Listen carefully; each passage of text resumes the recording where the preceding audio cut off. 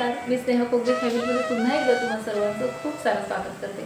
कसे आहात तुम्ही सगळे? आशा करते तुम्ही सर्वजण मस्त मजेत आणि भरपूर आनंदात असाल। सो फ्रेंड्स, आज इडलीचा आणि अप्यांचा बेत आहे।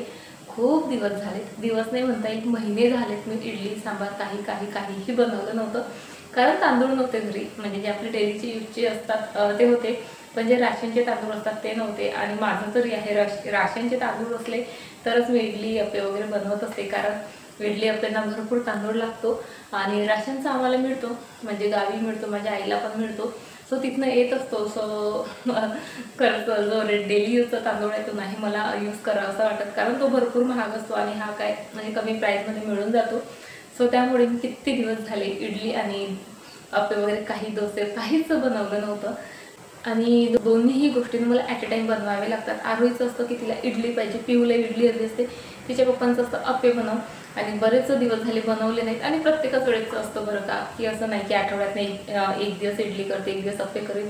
इडली केली का तिच्या पप्पांचं चालू होऊन जातं की मला अप्पे हवेत असे तसं, त्यामुळे दरवेळेस मी असंच करत असते, इडली आणि अप्पे दोन्ही सोबत लावून देत असते। माहीत आहे खूप भांडे पडतात आणि बरेचसे कामं वाढतात, पण काय करणार, आता घरच्यांना आवडतं तर करावंच लागतं।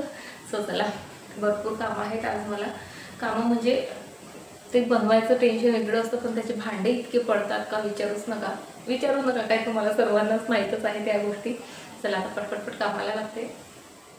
चला आता अप्पे वगैरे करायचे आहेत म्हटल्यावर अप्प्यांसोबत लागणार आहे चटणी, आणि ती मी शेंगदाण्याची करत असते। सो शेंगदाणे वगैरे भाजून घेतलेत, आता त्याचे टक्कर काढायला खरं तर आरोहीला दिलेले आहेत। तोपर्यंत बघा, रात्रीच जे आहे इडलीचं आणि अप्प्यांचं मस्त फर्मेंट करायला ठेवलेलं होतं, आणि फर्मेंट झालंही छान। तसं उन्हाळा आहे, या दिवसाचं व्यवस्थित फर्मेंट होऊनच जातं, टेन्शन असतं ते फक्त हिवाळ्याचं, पण तेव्हाही माझं बॅटर छान फर्मेंट होतं, बऱ्याचदा शेअर केलेलं आहे तुमच्यासोबत। आणि हे तुम्हाला दिसतंय ना, हे अप्पेचं नाही आहे बरं का, इडलीचं बॅटर आहे। पण आज मस्त मसाला इडली करायचा प्लॅन आहे, आरोहीचीच तशी इच्छा आहे। सो म्हटलं ठीक आहे, अप्प्यांमध्ये आणि इडलीमध्ये दोन्हीच्या बॅटरमध्ये जे आहे मी कांदा, टोमॅटो, हिरव्या मिरच्या, तिखट, नमक जे काही सर्व लागतं ना ते सर्व मस्त ॲड केलेलं आहे। आणि चला आता ना पटपट जे आहे अप्पे करायला घेते। आणि इडली मी विचार करते आहे की नाश्त्यामध्ये अप्पे करते आणि दुपारच्या जेवणाला इडली करते, कारण आज ना मी स्वयंपाक म्हणजे स्किपच करणार आहे। स्वयंपाक भाजी पोळी मी बनवणारच नाही आहे, अप्पे आणि इडली खाऊनच जे आहे आज दिवस काढायचा आहे। आणि बघा, अप्पेचं आणि इडलीचं बॅटर तयार होईस्तोवर इकडे माझं दूध पण उतू गेलं। सो आधी ते सर्व क्लीन केलं आणि आता आधी अप्पे लावते। खरं सांगू का, सकाळचे फक्त 9 वाजलेत, तसं दररोज 9 वाजून गेले तरी यांना नाश्ता करा असं करावं लागतं घरच्यांना। पण असं आवडीचा नाश्ता वगैरे असला ना की इतकी घाई लागून जाते ना त्यांना, कधी होते त्यांचं चालू आहे। म्हणून जे आहे मी लगेच अप्पे करायला घेतले आधी।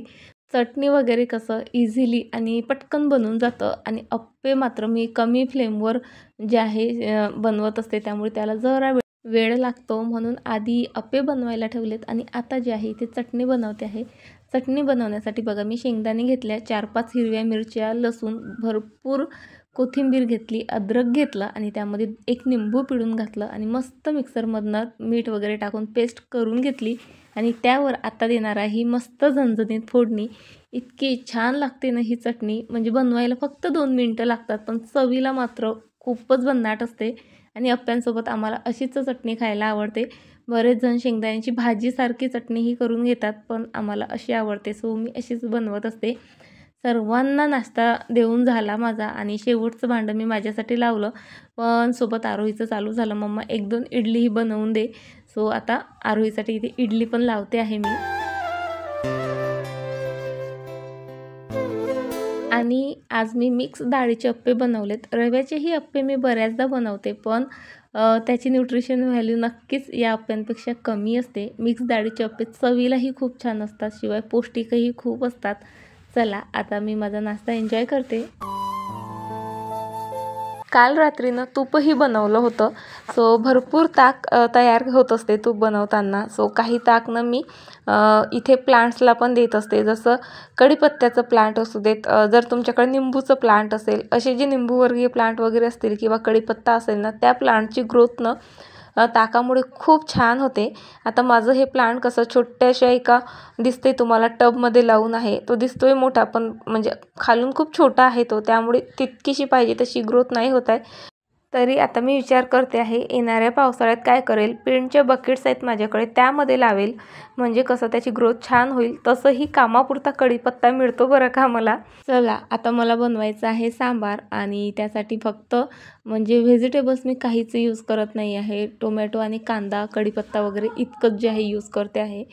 कारण सांबारमध्ये आरोहीला इतर व्हेजिटेबल्स आवडत नाही. शेवग्याच्या शेंगा आवडतात पण त्या माझ्याकडे नाही आहेत.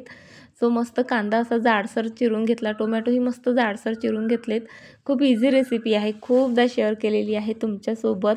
आणि आता तुम्हाला दिसलं आहे जसं मी जी कॅटल असते आपली नेहमीची तेलाची, तिनेच जे आहे कॅन म्हणतो आपण तिला, तिनेच तेल वगैरे आता घेत आहे. कारण ज्या बॉटल्स आहेत ना माझ्या काचेच्या, त्याचे जे झाकणं आहेत ना ते खराब झालेत. आणि म्हणजे अपेक्षा नव्हती मला, पण बरेच लवकर खराब झालेत ते. आणि त्याचं कारण असंही असू शकते, कारण घरात जर एक व्यक्ती असली ना की अशा गोष्टी हाताळणारी, तर त्या वस्तूनं जरा व्यवस्थित राहतात. पण आता आमच्याकडे आम्ही दोघीजणी आहोत. आईंनी बऱ्याचदा त्यात तेल ओतलेलं आहे. मी नको नको म्हणत असतानासुद्धा तेव्हा त्यांच्यामुळे का कशामुळे माहीत नाही ते झाकण खराब झालेले आहेत. म्हणजे आतमध्ये जे रबर असतं ना त्यामध्ये ते खराब झालं खरं तर. सो मी ऑर्डर केलेत, आता आल्यावर जे आहे पुन्हा त्या यूज करेल. पण तोपर्यंत ही कॅनच जी आहे शेवटी कामात येत आहे. बरं चला, सांबार इथे बनवते आहे मी. छान टोमॅटो कांदा झाल्यानंतर तिखट मीठ मसाला घातला. एव्हरेस्टचा जो सांबार मसाला आहे तो यूज करत असते मी. त्यानंतर चिंचेचा कोड घातला आणि गूळ घातला आणि पाणी घालून आता माझा सांबार इथे तयार होतोय.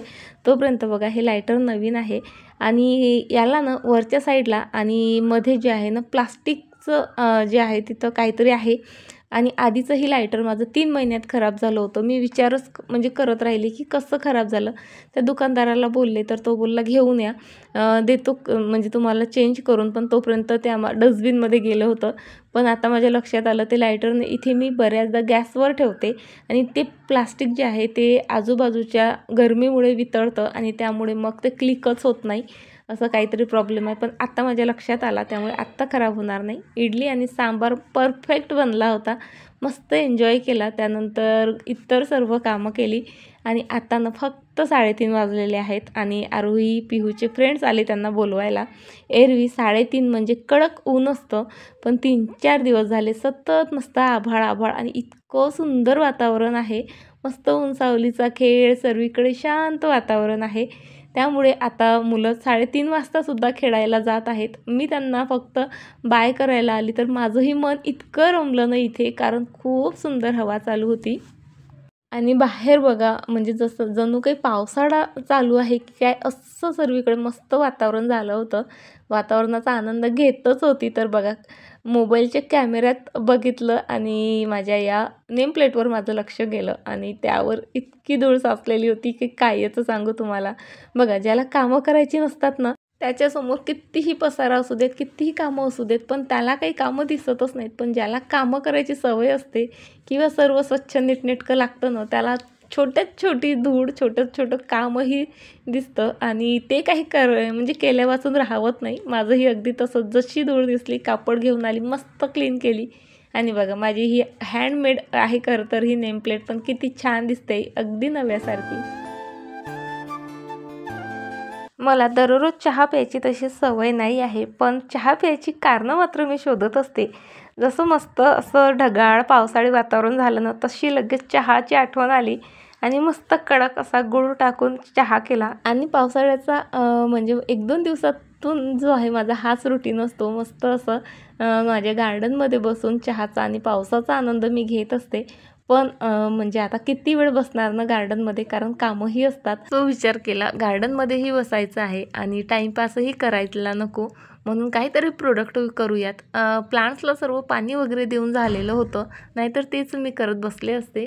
पण आता प्लांट्सला पाणी नाही द्यायचं, गार्डन क्लीन होतं, तर करू काय. तर म्हटलं चला ही ना धूपदाणी आहे, काय धूपदाणीच म्हणतात ना हिला, आणखी कोणतं वेगळं नाव असेल तर प्लीज मला तसं कमेंट करून सांगा. आता काही मला आठवत नाही आहे.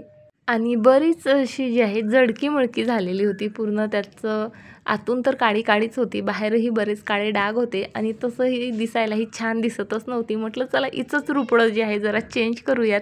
आणि तसंही इतक्यात बऱ्याच जणींच्या कमेंट येत होत्या काहीतरी DIY शेअर कर ताई म्हणून.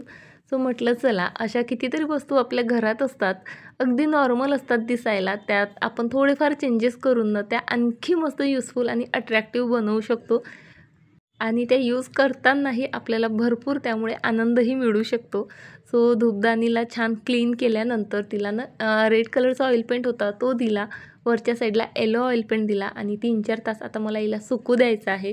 प्रत्येक वेळा ब्रश यूज झाल्यानंतर या टर्पेंटाईन ऑइलनी मी तो मस्त क्लीन करत असते. आता तो सुकायला वेळ होता, मुलंही खेळायला गेली होती, त्यामुळे माझ्याकडे बराच वेळ होता. म्हणून म्हटलं चला काहीतरी जे आहे क्लिनिंगचं काम करूयात. मुलं असली की क्लिनिंग व्यवस्थित करताच येत नाही, बरीच लुडबुड करतात आणि इकडचे पाय तिकडे वगैरे ते घेऊन जातात. बघा फॅन क्लीन केला तर असा काहीतरी पडायचा आवाज आला, धावतच आले तर ही फ्रेम माझी पडली होती हवेमुळे, कारण हवाच भयंकर आहे आणि त्यामुळे ती फुटलीही होती. पण मला काही या गोष्टींची फारशी काळजी नसते, कारण मी ना माझ्या घरात फेविक्विक आणि एमसील नेहमी ठेवत असते. अशी थोडीफार जरी काही तुटफूट झाली ना तर याने बऱ्यापैकी ती मी रिकवर करू शकते.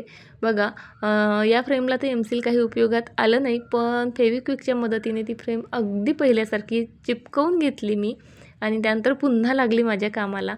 किचनमधला फॅन क्लीन करणं खरंच एक चॅलेंज असतं. कपड्याने काय, ओल्या कपड्यानेही तो क्लीन होत नाही, म्हणून तो सरळ घसला मी आणि नंतर ओल्या कपड्याने पुसून घेतला.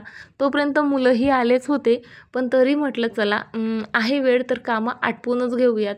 काल हॉल आणि बेडरूम मस्त क्लीन केली, किचन तेवढी बाकी होती आणि किचन तशीही जर डीप क्लीन करते म्हटलं तर एका दिवसात होत नाही. त्यामुळे ना विचार नव्हता माझा तसं तर करायचा, पण म्हटलं करूयात, जितकी होईल आपल्याच्याने तितकी करूयात आणि जे राहील ते मग उद्या पाहता येईल. सो ही रॅक सर्वात आधी क्लीन करायला घेतली. बघा जर आपल्याकडे मॉड्युलर किचन नसेल, ट्रॉलीज नसतील तर या रॅकशिवाय पर्याय नसतो, पण ही रॅक काढणं ठेवणं वगैरे बरेचसे प्रॉब्लेम असतात. त्यामुळे मी तिथल्या तिथेच ती घसते, आधी ओल्या कपड्याने कोरड्या कपड्याने क्लीन करून ठेवून देते आणि मग भांडे वगैरे लावते आणि मस्त नवीन होते, चकचकीत होते. त्यानंतर नंबर लावला या रॅकचा. या रॅकमध्ये भरपूर डबे आहेत माझे, ते सर्व आता मी क्लीन करणार आहे आणि मुलांची लुडबुड इतकी वाढली होती, मलाही काम दे, आम्हालाही काम दे. सो त्यांना इथे मी चिंचा दिले फोडायला. म्हटलं चला हे काम तुम्हाला आवडेल, कारण तसंही मुलांना फोडफाडीचे कामं फार आवडतात आणि अगदी हॅपीली जे आहे त्यांनी पूर्ण चिंचा जे आहेत मला फोडूनही दिल्यात. आता त्यातले चिंचोके वगैरे काढेल मी उद्या आणि तेवढ्या वेळात बघा ही पूर्ण रॅक मी मस्त क्लीन केली. किचन ओट्याच्या खाली पण सर्व व्यवस्थित पेपर वगैरे अंथरून सर्व डबे वगैरे सर्व पुसून व्यवस्थित क्लीन केलेत.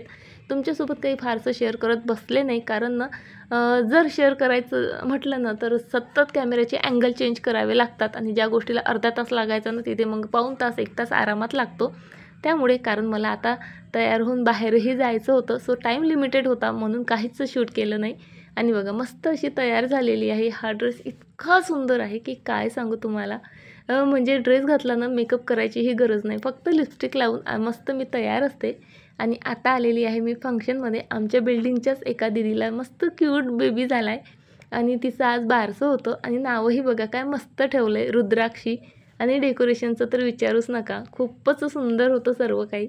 मस्त जेवणावर ताव मारला आणि लगेच घरी आलोत, कारण आरोहीचे पप्पा ड्युटीवरून आले होते आणि त्यांना लगेच जेवण करून रिटर्न जायचं होतं. त्यामुळे आम्ही तिथे जास्त टाईम म्हणजे स्पेंड केलाच नाही. घरी आले.